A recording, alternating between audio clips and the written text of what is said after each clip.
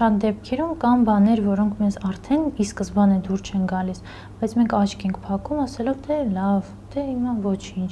Իսկ դա արդեն իսկ այն առաջի զանգն է, որ երևի թե պետք չի փորձել, եթե կան բաներ, որ քեզ հիմա այս փուլում արդեն դուր չեն գալիս, ուրեմն դա քոնը չէ։ Այդ պարագայում շատ են լինում կասկածները, բայց արդյոք ես ճիշտ կանեմ, եթե օրինակ խզեմ այս հարաբերությունը։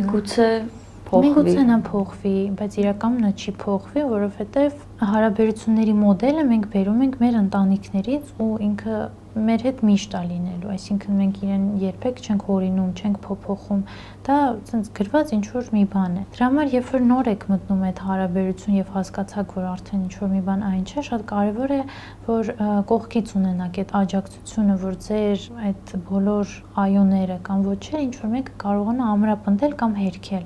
Շատ ճիշտ կլինի, որ քննարկում ունենաք, բայց զգացմունքների մակարդակով, ոչ թե գնալ ասել ինքը ինձ sense բան ասեց, ես էլ նեղացա,